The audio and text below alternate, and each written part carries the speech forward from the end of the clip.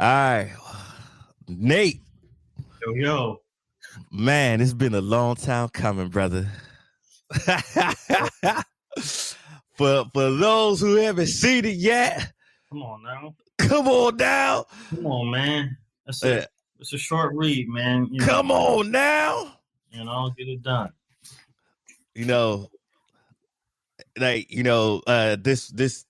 This past week, losing DMX was one thing, but when you re-energized my soul seeing Nate Dogg. Come on now. Yeah. Man, I love this cover too. Like, see, brother, people don't know how special this is because me and you, we've been through some battles together, and we talked about this way before people even seen it. Yeah. So, no doubt. I'm so excited about this, man. Tell me how you came up with the cover. Yeah, man. Yeah, I mean, I actually had an original cover without my face on it. It was just before they do. I was just gonna do the text, and I ended up doing a photo shoot just to promote the book, and I was like, "Whoa, that photo! I don't know, something about it. Let me try that out with a cover." So I had my guy Gaston, and I was like, "Yeah, that's it." So literally weeks before the book was supposed to be released, I was like, "We got to change the cover." And so that worked. That cover is it. You know what it reminds me of? It reminds me of Young Nip. Oh, come on now. I was like, you prolific just like him. So yeah. Hopefully you don't mind that comparison. I'm channeling him, man. Energy isn't created or destroyed, man. I'm Young Nip out here, baby. There you go. That's what I'm talking about. For those of you tuning in, welcome to Raspreneurs. I didn't do the regular intro because I don't got a regular guy with me. This is my brother. This is my confidant, the creative energy and flow. There's so many words I could use to describe this. We got the young dog there. What's up? To say hi. She bothering me. So what's up, Lulu? She got big since the last time I seen her. Oh, yeah. What you feeding that dog? You like to eat, you know what I'm saying? So I got Nate Howard, founder and CEO of Movement B. We talking all things about just the transition to career. Talk about this new book. Tell your story before they do. A guide to a winning battle of you versus you. How'd you come up with the title too? So, just give the backstory. So tell people the backstory for those who may not had the pleasure to know Nate Howard. Yeah. I'm gonna ask you a deep question. You can take this as far as wide as you want. Who is Nate Howard? Oh yeah, man. Nate Howard is a social entrepreneur, poet, creative, and founder and CEO of Movement B. And tell your story before they do, as you know, has always been my motto. I've been consistent with it, and that's what I've been preaching. And advocating is to inspire people to tell their story before someone else does. Mm-hmm. People read the book, they will read that it's a you versus you battle. So don't look on the outside and be upset at anybody on the outside. Look within and realize you're the author. Yeah. Now, when did you first come up with the concept of tell your story before they do? Give me the exact moment and what was you doing and what was that like? Yeah, I was doing a TED Talk at San Diego State 2014, January 2014.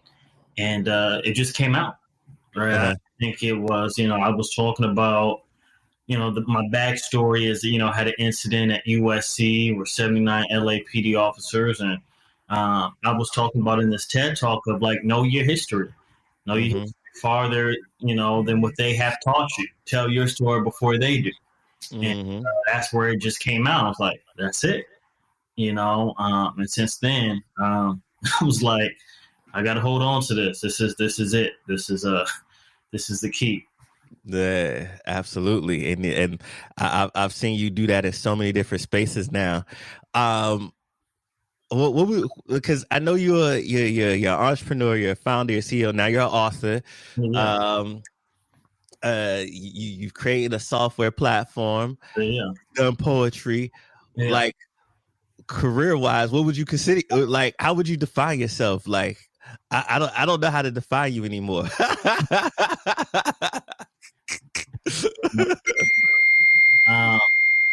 I'm just blessed, man. I'm just thankful. Like I think I think that's what describes an entrepreneur. I mean, you can't put them in a box. They got a purpose, and I'm gonna attack that purpose however I can. If it's music, if it's poetry, if it's books, if that's music and film, fashion, wherever it is, wherever I can tell my story, I'm gonna use whatever medium that can reach the people to do that. So, I'm an entrepreneur all around. All around. And do me a favor. There's that ping that keeps going off. Yeah. Do you mind silent it? Because it is like it creates a okay. Yeah. a peak. Okay, that should be good now. All right. So in this podcast, I like to tell the back origin story, and I like to take people through the journey of people's career, not just what they do, but their mindset into how they got to where they got to. Because as you and I know from working together for a brief moment,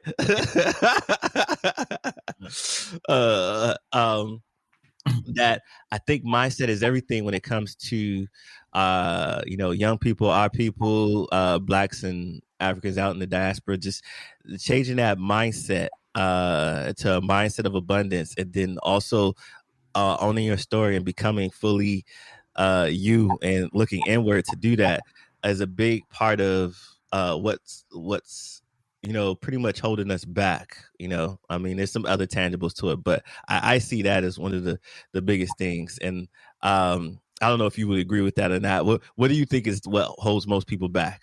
Let me not put my words in your mouth. Yeah, no, I mean, it is that you versus you battle. It's there's an analogy of like a horse, tied to a chair, right? It's a plastic chair. It's like, this is a big old horse. Like, you're not tied to this chair. You can move. Yeah. So, that's the analogy, I think, for life of most people. It's like, people are tied to, these beliefs that don't serve them, conditioned with. And I mean, nobody really cares but you. I think, I'm talking to Terrell now. Terrell could think whatever he wants about me, but this is not his story. It's my story, So if I sat around thinking about what Terrell thought about me all day, I wouldn't be succeeding in my life, So that's just how I live my life. People can think anything of you. They're not the author of your story. There. Speak on that now, because I think in the social media age, people get so intertwined with what people think about them that they forget to kind of look deeply to see what they think about their own selves, right? Well, people try to define things, right? And like you did earlier, right? And just in reality, like you're this, you're that, and how do I describe you? And that's what people try to do I need to make sense of this, right? Like, I don't understand you as a person to define, like, I haven't seen this before, but we're all unique, right? And the issue is people try to define themselves based off what other people are doing. And those people don't even fully understand what they're doing, right? I can't even fully self-define because my story is continuing to grow, right? Like, it would be limiting to box me in to say this is what I am or this is what I'm doing, and then I have to subscribe to that, which is not fully my potential. So I think when people look at social media, they're comparing themselves to something that, one entrepreneur, a couple of entrepreneurs created on this social media platform, right? So your talent has to be limited to a picture, right? With a filter that has to be validated, or it has to be limited to 150 characters, to condense your thoughts, right? Or whatever it may be. So, step out the box, think of something bigger. And I think what social media is doing to us is trying to figure out how do we fit ourselves into the norms that these platforms have created. Because if you do something outside the norm, wait a minute, don't be doing a throwback. This is not Thursday, right? Like, you can take that, for example, right? Whatever these society norms are for social media and how things are supposed to be presented, people subscribe to them. And guess what? It allows for everybody else to easily define it, understand for themselves, to simplify it for themselves. Mm-hmm. And, that if you don't understand me, that's not my issue, right? It's my story, right? And I'm going to try to really create opportunities, right, to share that. But, you get what I'm saying, right? Yeah, I get what you said. I get what you said. And I love that you used that analogy of just me doing it right here in real time, right? Like, I don't know how to define you, Nick, for the people who are listening. And it's not I shouldn't have to define you, right? Like, you define you, right? And then just be you. Like, as the shirt says, just be, right? Come on. We don't have to define everything. If you think of art, right? You think of something like mosaic. You think of something very poetic. Like, you see like all of these different colors, like a painting, right? It's beautiful. It has all of these different pieces to it, right? And I think the problem is we look at that piece of art and say, but what category does this fit in? Like, how can I? And it's you look at me and you, it's like, okay, I know how I can identify them. They're both black men. Okay, that's simple. Yeah. Duh, right? Like, it becomes, that's obvious, right? But like, we as humans are so much deeper than that, right?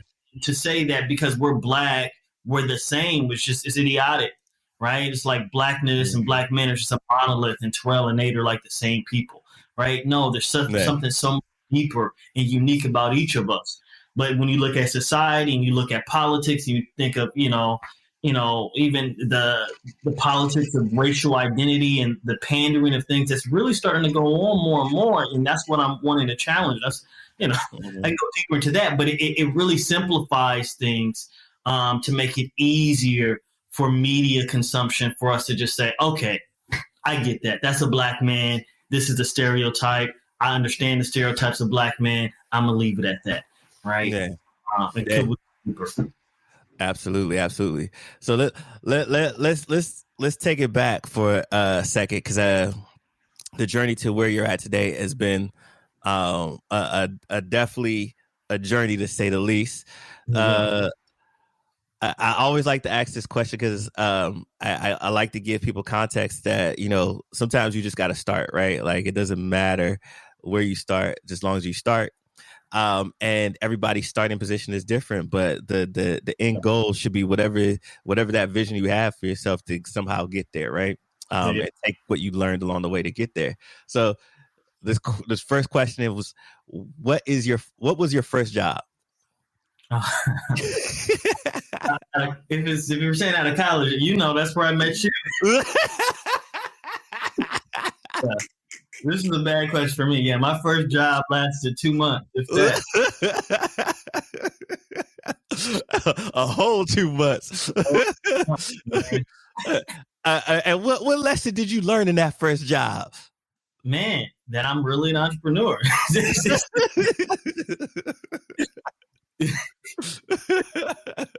That's my lesson. And I learned a lot from you too in in your first job. I learned that I need to become an entrepreneur to be the best version of myself, and I'm still on the journey to winning the battle of me versus me. But I'm on the journey. What would you say is I don't want to get too much in the book because I want people to go out and read it, but give me one little nugget. What's something that you learned is the biggest hurdle for people to jump over in the battle of them versus them? Okay, this is my favorite. And, this is, when I read the book of my dad, this was, and I shout out to my dad, right? I think it's part of me kind of listening to his advice, but also taking my own. But growing up, he always said, don't eat steak on a hamburger budget, which makes sense, right? Like, that's financial literacy. Mm-hmm. But in the book, as I'm talking about, sustainability and finances, I say, well, why would I have a hamburger budget if I want steak? Mm-hmm. Right. And it's a different look at it. Right. And that's a big nugget I want people to understand. It takes as much work to make $1 million as it is to make $100,000. It just depends on what you're putting your focus on. Right. And I challenge people in this you versus you battle is really being comfortable with success, with finances, with your ability to be the best version of yourself. When I say in this book, be the best version of yourself, that doesn't mean, 50%. See, like, no, be at the best version of yourself. And in order to be the best version of yourself, you have to first see it. So, I like steak. That's okay. If I decided I want to have a steak dinner, I better put my mindset of what it means to have steak dinner, right? And at the end of the day, I understand people who say, I just want a hamburger budget. That is fine for you. And I've grown up, my dad will tell you, I've lived a great life of what he was able to provide for me. But what I'm challenging people to say is this idea of being comfortable. And like, all right, have this comfortable life. You can be comfortable at your job and they can fire you. You can be comfortable in a situation and a whole pandemic could happen and you could lose everything in your business. So at the end of the day, if I'm going to go out, I'm going to go out the best way I want to go out, and realize that that's the power of realizing what your budget is. Think big, dream big, and there's power of that. Now, if you have a steak budget, now budget on that, right? If that's what you want. Absolutely. I love that advice. So let's say somebody is listening to this interview and they're like, you know what, Nate's right. I've been limiting myself. I want this steak, and I can't do it in the corporate world, right? All right, Nate. As an entrepreneur, I'm gonna do what Nate did. Like, what would you say were what was the steps that you took to kind of get into entrepreneurship and build your career in business? Google.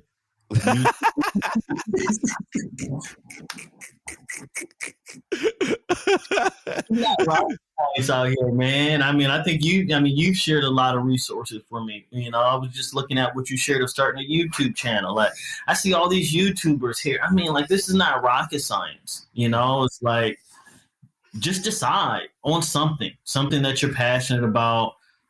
Something that you're passionate about, because you're not going to do it unless you're passionate about it. Like, I do this because I love it. I'm like, dang, I get paid to do this. I get paid to tell people to tell their story, to share my poetry. Like, come on now. Like, it's fun. Like, I don't work a day in my life. Like, so do something you love. And we have the whole worldwide internet out here. You know what I'm saying? It's like, people act like you have to be famous or you have to have millions of subscribers. I mean, think about your budget. I mean, if you needed, I don't know, couple $1,000s a month. I mean, you probably only need maybe a couple hundred, maybe people that believe in you, and they can support you, you know what I'm saying? And that can just, it's all relative. So I would tell people to think how much you want to make a month and then work backwards and realize, all right, if I want to make, $2,000 a month extra income, then maybe I can get, 100 people to support me at $20 a month, and to get 100 people, maybe I need to reach out to 5,000 people. And out of 5,000 people, maybe 100 will say yes, right? And I just keep being persistent. And over time, it just has to work, because that's just the law. It's the universe. It's just what you put is what you get out. And people just don't give up. Where focus goes, energy flows, right? Yeah. So you have to be mindful of that. You spoke to you spoke to a little bit of my motto, which is do what you love what you do. Don't chase the money, let the money chase you. And what I mean by that is, like, shortly after me and Nate worked together for that brief 2 months, I started putting more energy into the things that I love to do. And then, I mean, this podcast being one of them, and now this podcast is has grown to be what it is now. All the way from UK to Africa, we got listeners over 1,000 downloads now, and it's been a beautiful journey, right? And then the YouTube channel is coming. That's why I sent them the resource, because that's the next stage of this thing. Yeah, they're making money out there, man. Yeah, they sure are. They sure are. I what's one good lesson life has taught you?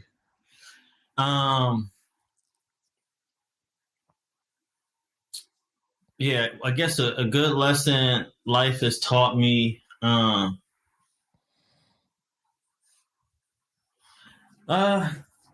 He's like, life has taught me so many.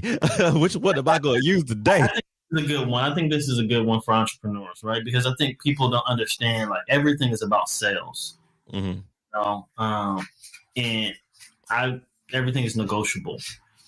So I heard a quote before. Ice Cube told me was, if you listen more than you speak, you can get anything from anybody. And that stuck with me because I was like, I do talk a lot. I got a lot to say, which, and I think that's it's important, but at other times I'm also understanding where to just listen. Mm-hmm. Right. And I think that's the important part of business and negotiation. Right. If I come out with my prices or I come out with everything, then, my buyer, whoever, there's no leverage, right? If I can really have an understanding of what they want, how I can provide, what their budget is, I can negotiate. Maybe I've charged less, right? And I can be charging more. Also, just with business, if you have competitors or whatever it may be, it's like, even Lil Wayne, like, all G's move in silence like lasagna, right? I think if everybody knows what you're doing, and you're speaking and sharing, I mean, it's easy to attack your business. It's easy to, if you have enemies, to undermine you. So, I mean, I think of it as chess, right? It's just everything is strategic. You be 2 steps ahead. You see the other person, their moves, what they're doing, but don't show all your cards, right? Just be strategic of what you're doing. Not everybody has the best intentions. Yeah. What's Lulu over there doing? She jump on some dude. Lulu, come here. Where are you trying to jump on? You out in a little bit. We're gonna go down here. I'm gonna take you for a walk. Everything's over. Just relax. I love you. Lulu's like, ain't this our walk town? Who you over there talking to? It's even, man. All right. So what's some advice you would give to someone who would like to start a career in your industry, whether they want to be an author, poet, or follow any of the moves that you've made? Yeah, I would just say think of businesses that are going to be around forever, right? Like I got friends in real estate. It makes sense. Everybody's always going to need a place to live. Real estate is a business that's not going anywhere. I'm in education. I don't think people are going to stop going to school. I think I'll be in business as long as I'm doing right forever. So I think that's important. Like, these there's trends, right, that are kind of here for some time, and then there's industries that are just useful, like, forever. So I say that I'm in the education industry. I work with schools. I work with youth. People are always going to have kids. They're going to grow up, they're going to need support. So people in my industry, I say, be good with kids, be good with young people, if you have little cousins or brothers, or, learn how to start teaching them and supporting them. Visit your local YMCA, or like reach out to any youth. I mean, I think what's interesting is, like, there's a need. How many people are saying waking up in the morning, I just want to go help as many youth as possible. Like, maybe there are a few people who do that. And if they are, there's still more youth that need to be helped. So there will never be enough. So it always surprises me that people think, like, money can't be made in this industry, right? Like, that prosperity can't be made in this space of education. You may just be looking at it as one way because they told you, all right, you have to go to school, become a teacher, and teachers don't make money, right? If that's the path you want to go, great, do that. But for educational entrepreneurs, the sky really is, the limit. And for those who go the traditional route as teachers, what other job do you have 2 to 3 months off? Now, if I know I'm working, 9 to 10 months of the year, then I better have a summer business, right? I may have something else on the side that's kind of building on that. So I'd say everybody who wants to get into education, to work with youth, there's so many opportunities. Yeah, it sure is. And I think both me and you are a living testament to that, because after I broke away from the company that we both worked at, like, I started getting contracts left and right to come do workshops for our youth around career development, right? And you do the social emotional literacy, and then I know you've added some financial literacy in that, and a lot of different things that help the youth. You know what I like the way your thing is set up with Movement B is that you're the same youth that have been part of your programs, you've been able to hire, and they go out and help youth in other schools. And I think that is just a beautiful thing. Was that always the plan in your head, or did it kind of evolve to that? Yeah, that's always been the plan. You think of it, as family, right? It's kind of like, I went to USC, and the reality is a lot of students, who've come from certain backgrounds, they can go to college, they graduate, and if they don't have a job after graduation, they can go work for their parents, right? Because their parents has, this big business, and it's like, all right, you didn't get a job? All right, son, just come work for me, right? And I'm hoping that Movement B could be that same for a lot of youth, right? We got a lot of youth that we work with in the foster care system, right? They may not have a parent that they can do that for, can do that with, right? But you went through Movement B, and if we have an opportunity, you're going to be the first to get that opportunity because you went through this program. That's how everybody else does it. Does this work? I don't know what else to say about that. Like, it's just the reality of it. And the people who have gone through the program understand it better, right? I can go higher and try to get everybody else, and hey, we have a job post. And of course, that's part of my work. I have to do it. I'm required to do that. But at the end of the day, I'm going to give preference to the youth who've been through the program. And I'm hoping that they pay it forward and kind of keep it building. And that's how we do this work, so that at the end of the day, we're working in juvenile halls, right? Those youth who get out was like, I was part of Movement B. I now have an opportunity to work with Movement B. So then it also gives incentives for people to say, hey, let me take the training. Let me get involved in the program. And then hopefully build from there. Absolutely. Absolutely. What do you think the future has in store for the entrepreneur space, especially for people of color in this space? What does it look like when you see it and you envision it? Yeah, there's always going to be, I think it's going to be a bridge at this point, right? I think we're looking at, I think what we realized from 2020, there was two things that happened, right? We seen George Floyd, and then we had this whole pandemic. It was kind of like race, and technology became huge, right? Because at that point, you had Zoom sessions of racial injustice from everywhere, right? And I think what's going to be interesting is looking at how schools begin to adapt to this kind of hybrid model that now exists, because schools are going to open back up, but it's not going to be the same, right? And kids are going to now have the option. And part of that option is going to have to deal with, as a student, do I feel like I belong, right?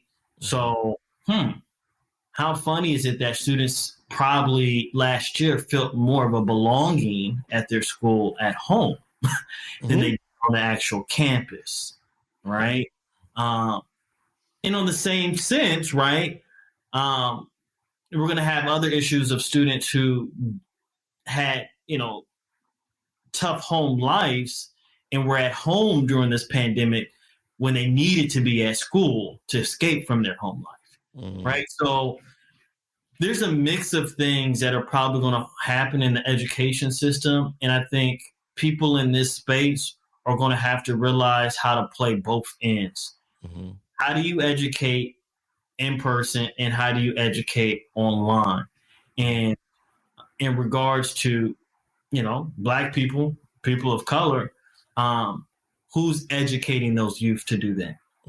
Because what will happen is the opportunist who will say, I know technology. I know how to create a platform for Black students or students of color. And let me lead this initiative because I have the funding for it. And what we'll do is create more of a problem and just create, probably online racism, more issues of like campaigns and hashtags that are very temporary and don't have the sustainability of the money actually going to the community itself, and a mix of other things. So I say, go to movementb.com, sign up, and if you want to be part of this movement, I got work for you. Exactly. Get some educational entrepreneurs together, and we can make it happen. Now, let's talk about the education system for a second. Because I know every time I step into a classroom, well, I wouldn't say every time, but there's been a considerable amount of times where teachers in the school system or people, administrators is like, you should think about teaching. And I'm pretty sure you've had it too. You should think about teaching. Why don't you come and teach? And every time I think about that, I was like, nah, I couldn't be a teacher in this system. Like the system isn't built for me. Do you think there needs to be an overhaul of the current education system? And if so, like what changes would you like to see in the school system? I want to see more. I'm talking to a principal out in Milwaukee. She's great. She just started a school. All her kids, they got to go through a coding class. And I think that's great. I bought a domain a while ago that I'm hoping to use called Do Rag and Code. And that's just for, hopefully for boys to just be in their do-rag and start coding, right? Let's be realistic about some of these things, right? It's like college isn't for everybody. And specifically in modern day, you really need college for certain jobs. You want to be a doctor, you want to be a lawyer. But the digital age has changed so much that it may be that, you need just a certificate, right? If you went through a coding program and you know how to work for a company to develop their website or social media, I don't understand how 4 years of college will help that for certain people. Now, I'm also an advocate for college because I had a great experience, right? It helped me network. I met a lot of different people, but it was for me, right? A lot of schools are trying to make everybody go that route. Like that the trajectory is that you go to high school, you go to a 4-year university or even a 2-year, and then you transfer, and that's what success looks like. And I would like our education system to have more of a personality test for students and match them to courses in career. All right. So I'm Terrell. I'm an ENFJ. And based off my personality, I'm charismatic. I can speak well. I can network. So, I took my English classes, took my requirements, whatever that we still have to do. But then I had these elective courses that was on this career path. And that made me realize that I would be great at having my own podcast and building from there. Okay, well, I'm in high school now. Can I start a podcast now? Well, yeah, you can, because you know how to use the internet, and it is probably great for you to apply the skills that you're learning in school to an actual project. And so by the time I'm 14, I started my podcast in my freshman year. My senior year, I got 500, subscribers, and they're paying me monthly, right? Well, I can at that point decide, right, what route do I want to go? right? Do I want to maybe go to college? Because great, now I go to college, I have all of these network of people, and I can build my podcast more, and I can learn more. Maybe I have a different career path, right? Or I can go this. You get what I'm saying, right? I can go on this tangent, but really, my challenge to schools at this point of why kids are dropping out or getting disconnected is because it's the same rubric that you're trying to compare everybody to. And it's like if you're trying to teach a fish how to climb a tree, it's like it's a fish. It's better in water.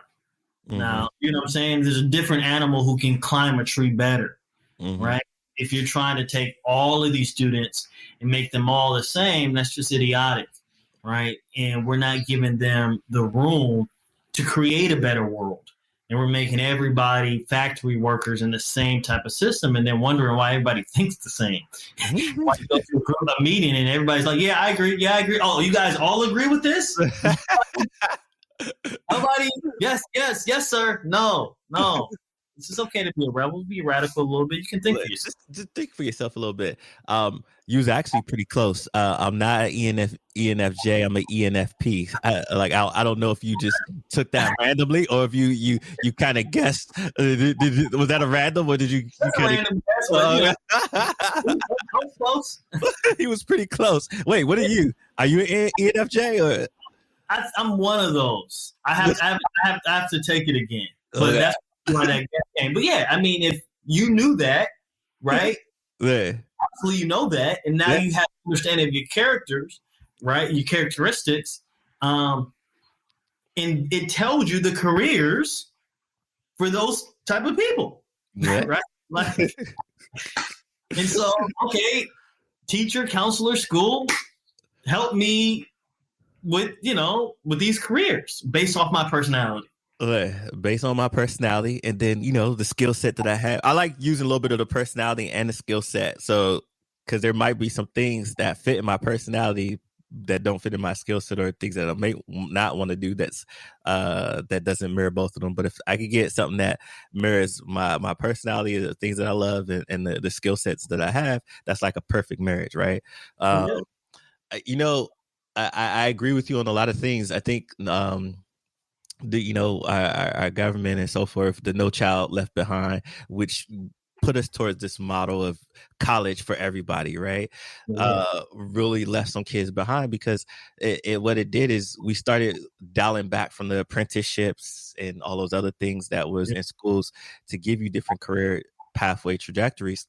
And now we're paying for it now because, things like industries like the welding industry and so forth. I've been called in to help those programs because those apprenticeships got out of the schools, and now there's a need for them now, right? For these individuals, and these are great paying jobs. These people make $80,000 to $100,000 a year after doing an apprenticeship where they're getting paid to learn.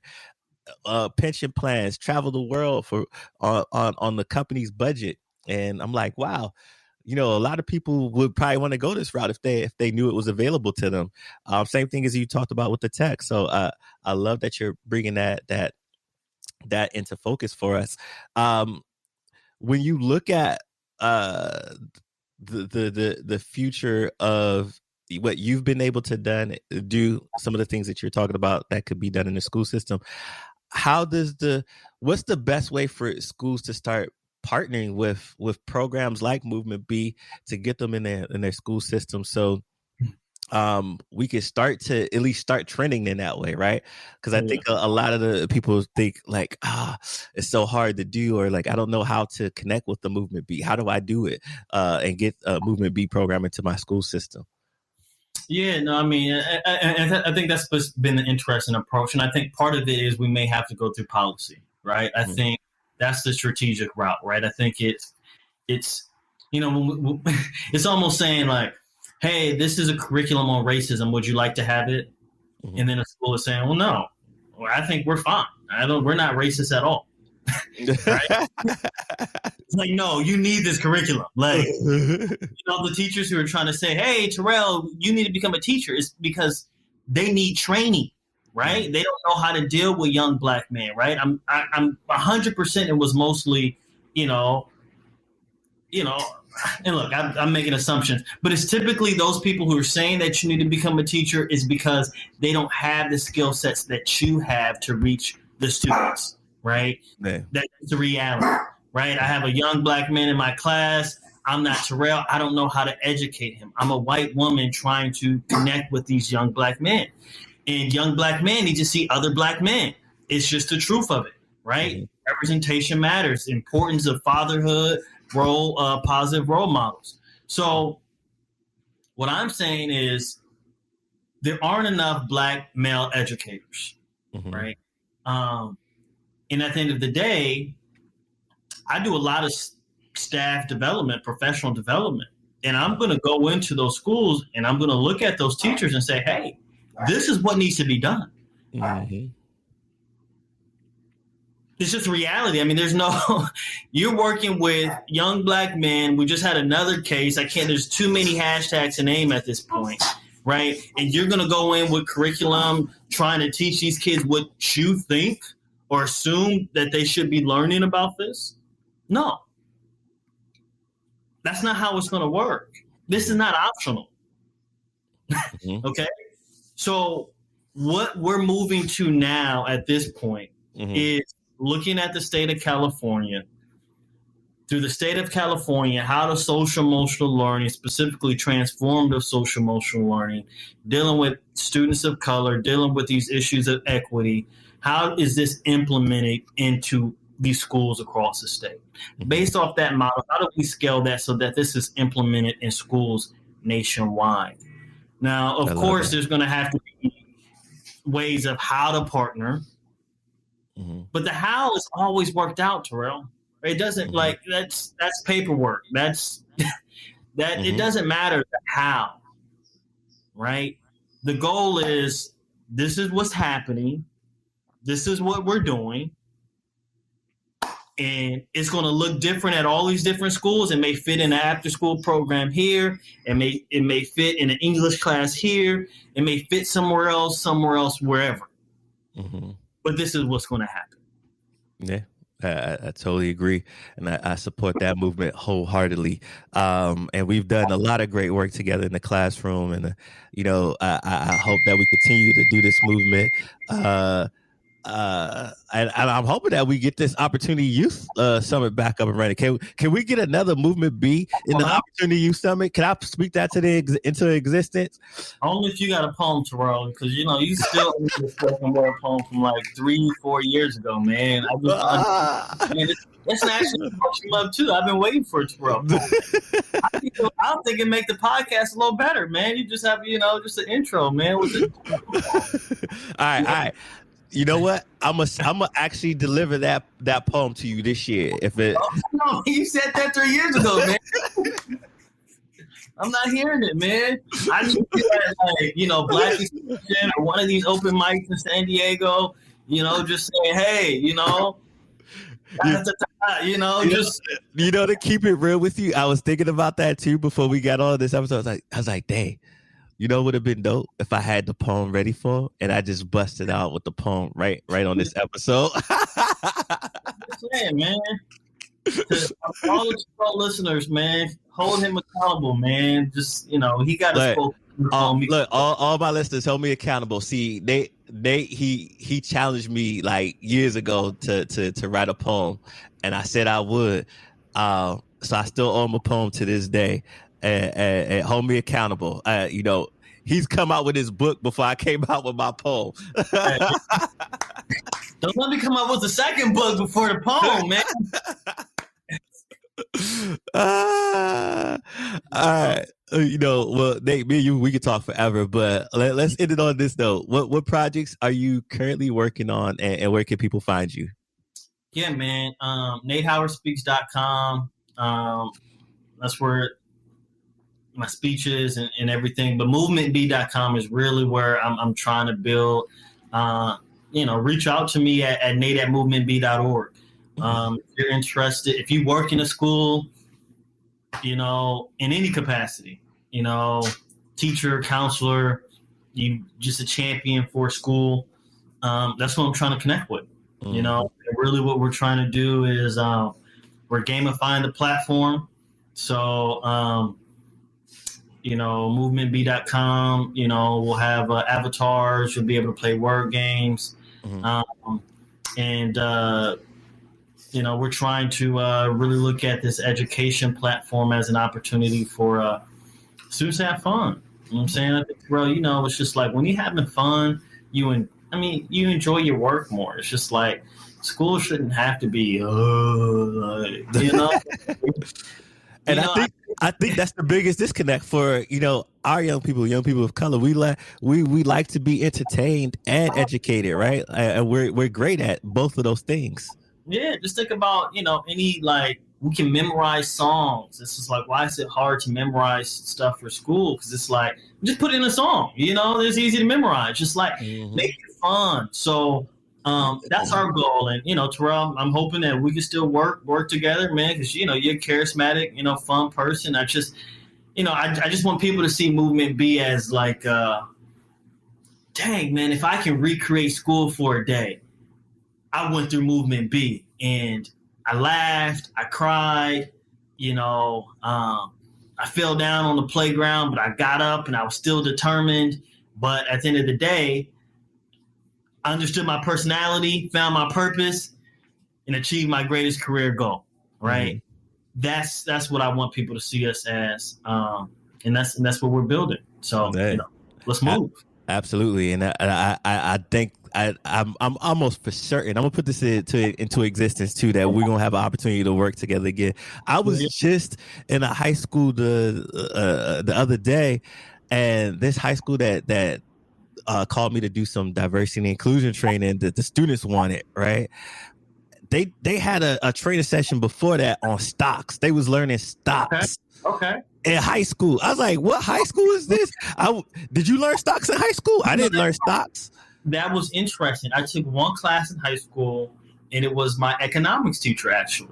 Yeah. And he was the only teacher, and he introduced us to it. But, I forgot about it, until I had maybe a little cash to, play around some more. Yeah. But yeah. No, these kids was full blown learning how to play the stock market. What was the entry point that they could put like they little $25 in now, leave it, and about time they come out of college, they have like a couple thousand. They was learning that. I was like, whoa, I ain't had this in high school.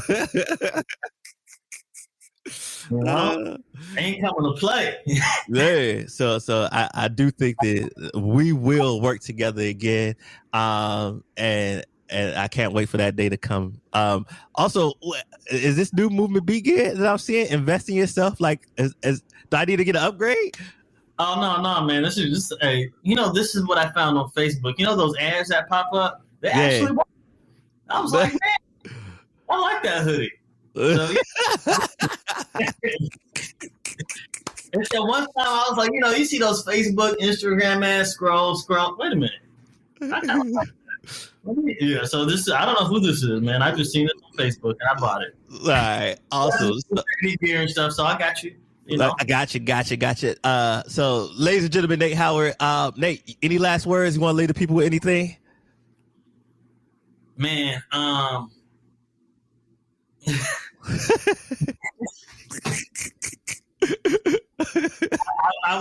guess I would say this, man. Get the book, Amazon. Tell your story before they do, and just really read it. Really read it, man. I'm really hoping people get inspired with this book. It really is one of those things where it's a reminder for myself. It's a reminder to all of us. That really the power of your mind, the power of your mind. Don't think about the outside, right? Just shape who you are from the inside, right? It's almost like you just, you're writing your book. Like think of your greatest version and write it and then begin to believe it. And then people have to begin to accept it because it's your book. You know what I'm saying? I still got the proof copy. I still gotta get the original copy. Yeah, Terrell, let me know, man. Thank you, man. Yeah, I'm definitely gonna read it. And if you're driving and you're listening to this, or you busy with the kids chasing around, don't worry. I'm gonna put everything in the show notes. Tell your story before they do. A guide to winning the battle of you versus you. Nate Howard, it's been a pleasure have you on. Grab the book. If you're in education space, connect with Nate through the Movement B platform. See what he's got going on, and let's work together. Let's start to build and shape the future. Matters. That's one thing I want to say. Last thing. The reason why it's like, I mean, I do music, right? I've been on stuff with Ty Dolla $ign, Kendrick. Like, I love music, but literacy matters. And I'm challenging the hip hop community. I'm challenging the Black community. There's a reason why they hid books away from us. Like, we gotta wake up. Like, read. So, I mean, I want to get on that movement. If you want to get on that movement, which I know you are, Terrell, let's get more people to read. It's okay to read. Please. Absolutely. Take a book. Thank you. Take a book. Read a book and start with this one. Start with this one. First book, I did have a friend reach out to me, man. I don't read, man, but I got your book. It's like the book I read. I was like, man, read them, man. It's like, audio book will come out soon, but I'm waiting because you can listen too, but there's literacy is important. Read. So I do think reading the actual book, there's something that you pick up differently from hearing audio versus the visual reading, and some certain points stick better than others, and then you could take that and transcribe that to create the own vision of you. So Nate Howard, thanks again for being here with us today. Appreciate you as always, brother. Can't wait for we connect again. Lulu, where you at, Lulu? Lulu, say something to the people. Hey, man.